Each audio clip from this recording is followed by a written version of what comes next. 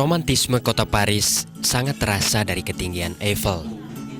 Aliran sungai Seine yang membelah kota menjadikan Paris seperti sepasang pengantin yang selalu memadu kasih di sungai ini.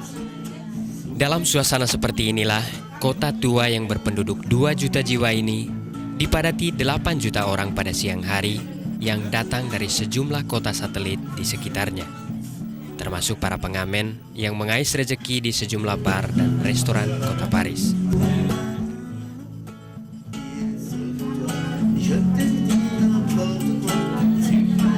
Daya tarik utama yang menjadi ikon kota Paris adalah Menara Eiffel.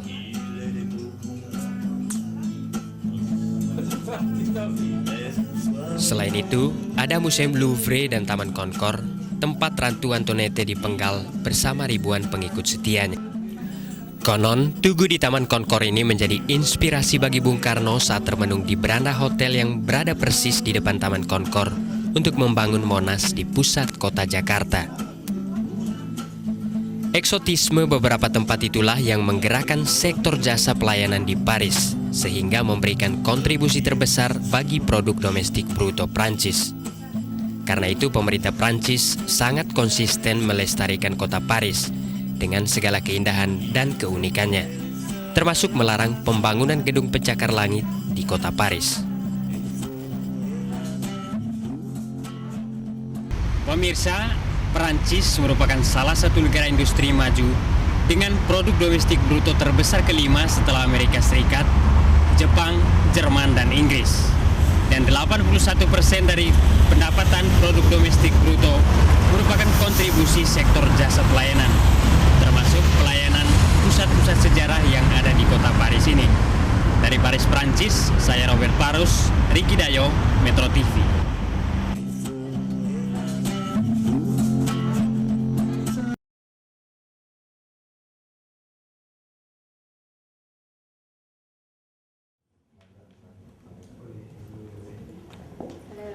Dalam pertemuan bilateral dengan Menteri Perdagangan Republik Indonesia, Menteri Perdagangan Prancis Christine Lagarde mengatakan pihaknya sudah bisa mengidentifikasi wilayah bisnis yang perlu dijajaki pengusaha Prancis di Indonesia, antara lain tekstil, infrastruktur, dan sektor jasa.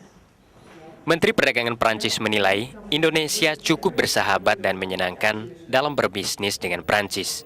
Karena itu dia berharap diskusi dengan Menteri Perdagangan RI terus berlanjut untuk meningkatkan volume perdagangan antara kedua negara. We've decided that we would see each other shortly in 06 and that we would continue that discussion. Certainly, I'm delighted to see that over 100 French companies are visiting Indonesia next week with a view to exploring trade opportunities, and that should be a good boost to our relationships. Sementara Menteri Perdagangan Republik Indonesia Marielka Pangestu mengatakan, Menteri Perdagangan Prancis berkomitmen untuk meningkatkan perdagangan dengan Indonesia, tidak hanya terbatas pada produk tekstil, sepatu dan makanan dan minuman olahan, tetapi juga pada sektor jasa dan prasarana serta energi alternatif. Untuk investasi prasarana maupun sektor jasa-jasa, mereka sudah masuk di retail sektor seperti Carrefour, tapi mungkin masih bisa ada potensi lain. Kemudian kalau manufacturing, saya lihat Prancis mungkin ada beberapa hal yang mereka cukup unggul, misalnya di electronics ya. Sedangkan untuk infrastructure sebetulnya mereka tuh hampir di semua bidang cukup unggul ya. Selain membicarakan masalah bilateral antara kedua negara, Menteri Perdagangan RI dan Prancis juga bertukar pendapat soal posisi masing-masing dalam perundingan Organisasi Perdagangan Dunia atau WTO pekan depan di Hong Kong.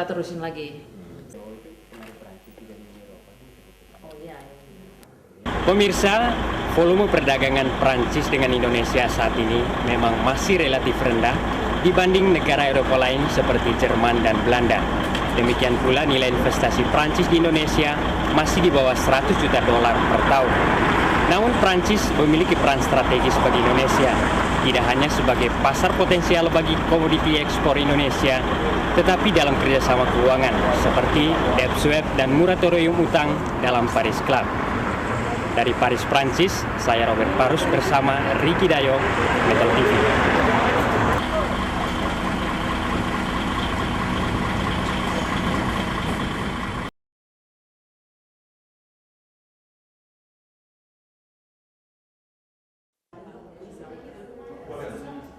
Pendekatan business to business kini menjadi fokus pemerintah Indonesia dalam memikat minat asing di sektor perdagangan maupun investasi, seperti dilakukan Menteri Perdagangan Marielka Pangestu dengan para pengusaha terkemuka Prancis.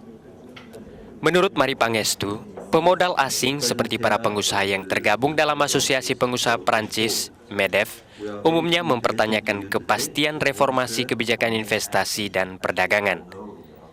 Penjelasan langsung dari pengambil kebijakan menurut Mari Pangestu sangat penting untuk membangun kembali kepercayaan asing terhadap iklim investasi di Indonesia.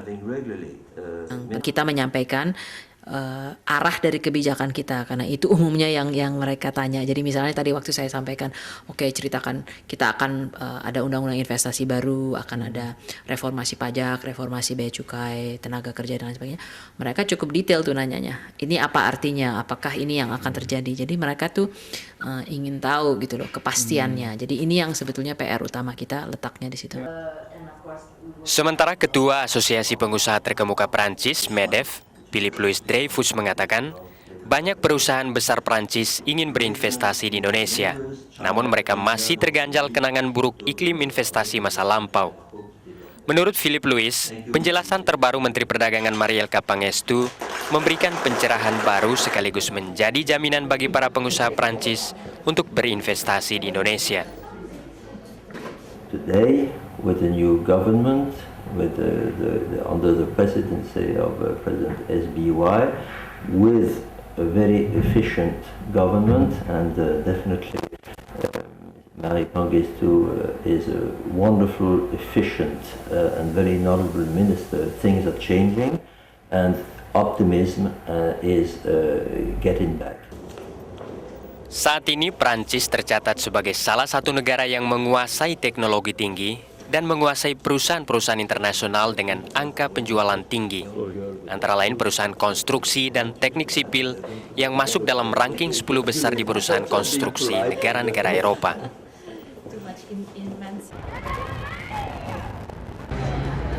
Pemirsa, industri konstruksi dan teknik sipil Prancis, serta industri pangan, obat-obatan, kimia, plastik, dan karet merupakan sebagian dari 8 industri andalan Prancis.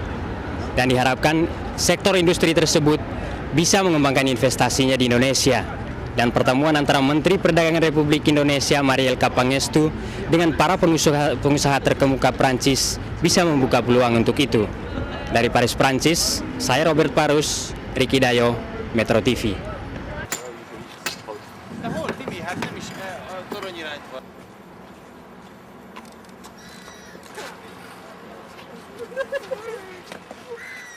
Menuju Brussel, Belgia.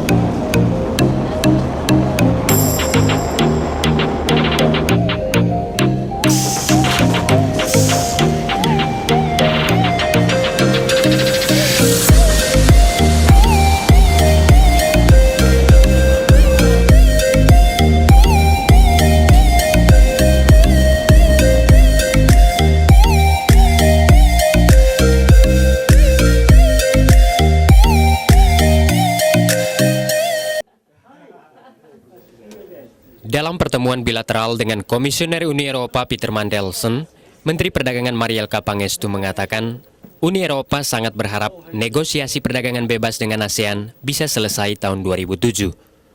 Menurut Mari Pangestu, Uni Eropa dan ASEAN telah membentuk Vision Group untuk mempelajari sekaligus memberi visi atas rencana tersebut. Hasil studi Vision Group tersebut diharapkan sudah bisa dilaporkan pada bulan April tahun 2006. Setelah itu yang dia harapkan adalah bisa mulai negosiasi dan selesai 2007, paling lambat 2008 itu sudah selesai negosiasi untuk menghasilkan ASEAN Europe Free Trade Area. Dan ini sebetulnya merupakan perbedaan ya dibandingkan beliau dibandingkan dengan European Commissioner yang sebelumnya yang sebetulnya tidak pernah terlalu ingin membicarakan kemungkinan ini ya. Sementara Komisioner Uni Eropa Peter Mandelson mengatakan, Komisi Eropa telah berkomitmen untuk memfasilitasi kontak bisnis antara pengusaha Indonesia dengan para pengusaha Uni Eropa. Menurut Mandelson, banyak konsumen Uni Eropa sangat menyukai produk Indonesia. Namun sejauh ini masih menghadapi banyak kendala seperti standarisasi produk serta kesulitan akses untuk mendapatkannya. That commitment is absolutely firm and in place. Like the sort of meetings we've had today, the personal contacts, the friendships that we build up, but also the knowledge of Indonesian products that we want to see more of in European markets. So that's what we've got to do. Kelompok komoditi yang memiliki nilai ekspor terbesar di pasar Uni Eropa selama Januari hingga Juli 2005 adalah kelompok komoditi tekstil dan produk tekstil. Diikuti kelompok komoditi furniture, makanan olahan, kimia, dan produk kimia. Pemirsa, perluasan Uni Eropa dari 11 menjadi 25 negara anggota sejak 1 Mei 2004 memberikan peluang sekaligus tantangan di bidang ekonomi dan perdagangan bagi banyak negara, termasuk Indonesia. Dengan 28% dari total PDB dunia dan jumlah penduduk sekitar 455 juta orang, Uni Eropa kini merupakan pasar perdagangan terbesar dunia dan merupakan potensi utama bagi pasar komoditi ekspor Indonesia. Dari Brussel, Belgia, saya Robert Parus, Riki Dayo, Metro TV.